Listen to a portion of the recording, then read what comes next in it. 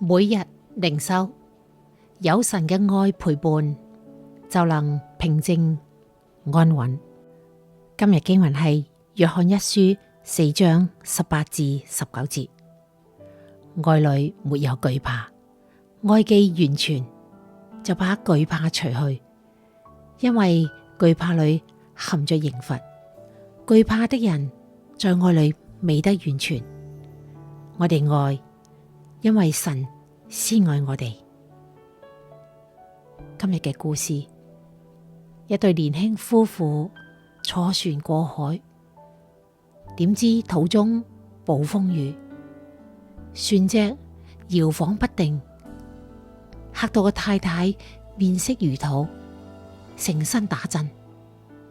先生卻十分安定，悠閒咁瞓喺度。佢太太心急咁問佢：咁危險嘅風浪，你點解唔怕嘅？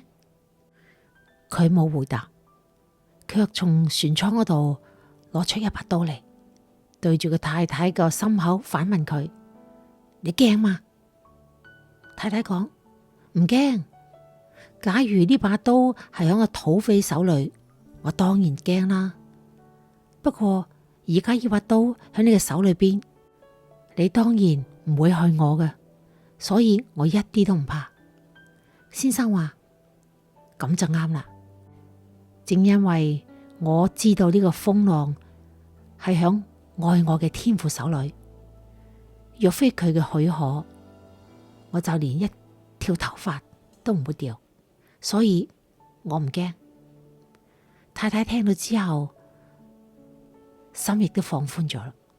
我哋一齊默想，喺每日嘅現實生活中，我哋卻避免有啲恐懼嘅時候，我哋亦擔心工作、經濟、人際關係等等嘅危機。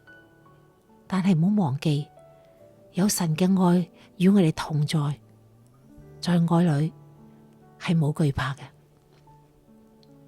我哋一齊禱告，愛我哋嘅天父，你係我哋嘅磐石，我哋嘅避難所。雖然我哋會遇到困難，生活受到好大嘅考驗，但你嘅恩典足夠我哋使用。雖然有時我哋都仲會有懼怕同埋擔心，但我哋知道一切都喺你嘅旨意中，喺你嘅愛裏，我哋可以安心同埋順服。